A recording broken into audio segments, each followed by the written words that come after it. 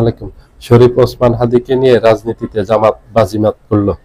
যেভাবে জামাত শরীফ ওসমান হাদিকে নিয়ে রাজনীতিতে বাজিমাত করলো, জামাত একের পর এক শরীফ ওসমান হাদির পক্ষে বিভিন্ন সভা সমাবেশ করে গেছে, বিভিন্ন প্রতিবাদ সমাবেশ করছে, বক্তব্য বিবৃতি দিয়েছে এবং আন্দোলন করছে, বিচার চেয়ে হত্যাকারীদেরকে গ্রেপ্তারের দাবিতে। এবং এই যে জানুয়ারির 3 তারিখে জামাত একটা সমাবেশের ডাক দিয়েছে, সেখানে মূল যেই উদ্দেশ্য সেটা হলো শরীফ ওসমান হাদির হত্যাকারীদের গ্রেপ্তার এবং দ্রুত বিচার। এবং ভারতে যদি পালিয়ে যেয়ে থাকে শরীফ ওসমান হাদির হত্যাকারীরা, তাহলে তাদেরকে ভারতে থেকে বন্দি প্রত্যার্পণ চুক্তির মাধ্যমে ফিরিয়ে আনা দেশে। এক কথায় শরীফ ওসমান হাদিকে ডিসেম্বরের যে 12 তারিখে গুলিবর্ষণ করা হলো, তারপরে থেকে জামাত কিন্তু তাকে নিয়ে একের পর এক কর্মসূচি দিয়ে গেছে এবং এগুলি খুব সফল হয়েছে। এগুলি দেশব্যাপী ব্যাপক প্রশংসিত হয়েছে এবং আলোচিত হয়েছে। জামাতের জনপ্রিয়তা বাড়ছে, যে রাজনীতিটা বিএনপি করতে পারেনি। চাইলে বিএনপিও করতে পারতো।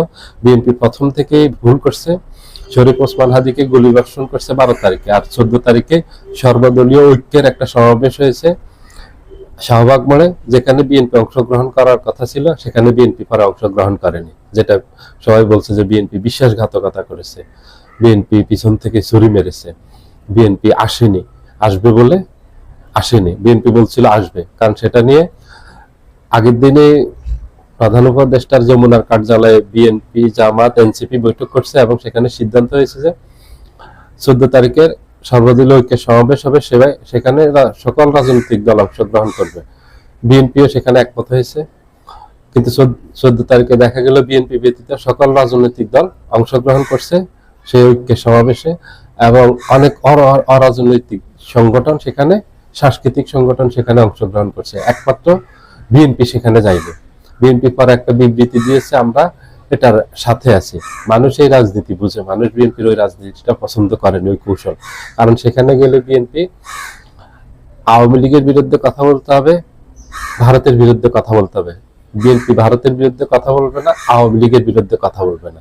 এটা নিয়ে বিএনপি ব্যাপক সমালোচিত হয়েছে এবং রাজনীতিতে ব্যাপক চাপের মুখে পড়েছে। এখনো সেই চাপ সামলে উঠতে পারেনি বিএনপি, এটা পারবে না। বিএনপির নির্বাচনে, এটা আগামী নির্বাচনে বিএনপির উপর অনেক বড় প্রভাব ফেলবে। সো ওসমান হাদির এই হত্যাকাণ্ডটা বাংলাদেশের রাজনীতিতে খুবই আলোচিত। বর্তমান সময়ে এটা খুবই সেন্সিটিভ একটা ইস্যু। ওসমান হাদিকে সবাই খুব পছন্দ করেন। দেখছেন 18 কোটি মানুষ তার জন্য 2টা সপ্তাহ অপেক্ষা করছে। তার খবর কি, তার খবর জানার জন্য টাইম টু টাইম এই যে নিউজ পেপার পড়া অথবা যে কোনো নিউজে, টিভি, ইউটিউব, ফেসবুকে জানার জন্য মানুষের যে একটা কৌতূহল ছিল, যে আগ্রহ ছিল, এবং সারা বাংলাদেশ থেকে তার জানাজায় যেভাবে মানুষ অংশগ্রহণ করছে, জানাজাটা যেভাবে জনসমুদ্রে পরিণত হয়েছে, এতে বোঝা যাচ্ছে ওসমান হাদি বাংলাদেশের মানুষের খুবই প্রিয়। আর এই প্রিয় ব্যক্তিটাকে নিয়ে একটা বক্তব্য দিল না এই বিএনপি থেকে কোনো বক্তব্য আসেনি। শুধু ওই যমুনাতে বসছে এবং বলছে 14 তারিখে সর্বদলীয় ঐক্য সমাবেশে যোগদান করবে, সেখানে করেনি। এই ওসমান হাদির আর হত্যাকাণ্ড নিয়ে বিএনপি মুখ খোলেনি, একটা শব্দ করেনি। কিন্তু জামাত একের পর এক কর্মসূচি দিচ্ছে। জামাত জানে যে এই কর্মসূচি দিলে মানুষের মাঝে ব্যাপক জনপ্রিয়তা পাবে, এবং বর্তমান সময়ে সবচেয়ে জনপ্রিয় ইস্যু হলো ওসমান হাদি আওয়ামী লীগের বিরুদ্ধে কথা বলা, ভারতের বিরুদ্ধে কথা বলা। ভারতের বিরুদ্ধে বলতে এখানে এটা বুঝিয়েছে যে ভারত আমাদের বিরুদ্ধে যে আগ্রাসন চালাচ্ছে, ভারত আমাদের সাথে যেভাবে শত্রুতা করতেছে, 5 আগস্টের পর স্পেশালি ভারত বাংলাদেশের সাথে যুদ্ধই ঘোষণা করছে, এটা রাজনৈতিক বিশ্লেষকরা বলতেছেন। সেখানে বিএনপি ভারতের বিরুদ্ধে একেবারে নিশ্চুপ, আওয়ামী লীগের বিরুদ্ধে একবারে নিশ্চুপ, এবং বিএনপির রাজনৈতিক নেতৃবৃন্দ বলছেন যে আওয়ামী লীগের যেসব নেতা কর্মীদের বিরুদ্ধে মামলা হয়েছে, সেসব মামলা তারা ক্ষমতায় গেলে প্রত্যাহার করে নেবেন। এখন মানুষ সেতে বিস্মিত হয়েছে যে বিএনপির নেতৃবৃন্দ এগুলি কি বলে। এত 17 বছর আওয়ামী লীগের নেতা কর্মীরা এত অন্যায়, এত অপরাধ করলো, এত জুলুম করলো, এত দুর্নীতি করলো, এত খুন করলো, এত বড় বড় জঘন্য অমানবিক ঘটনা ঘটালো, তারপরে বলতেছে তাদের বিরুদ্ধে এইসব মামলা প্রত্যাহার করবে। নিরীহ যদি বলতো যে নিরপরাধ যাদের বিরুদ্ধে মামলা হয়েছে তাদের মামলা প্রত্যাহার করবে, তাহলে মানুষ মোটামুটি একটা এটা নিয়ে সমালোচনা করতো না, মানুষ ঠান্ডা থাকতো। কিন্তু গল্পটা বলছে যে যারা অপরাধী, যাদের বিরুদ্ধে একদম সুনির্দিষ্ট অভিযোগ আছে, প্রমাণ আছে, তাদেরও মামলা প্রত্যাহার করবে। বিএনপি নেতা কর্মীদের একের পর এক বিতর্কিত বক্তব্যে জনপ্রিয়তায় ধস নামছে এবং সঠিক কোনো সিদ্ধান্ত ওনারা রাজনীতি নিতে পারেননি।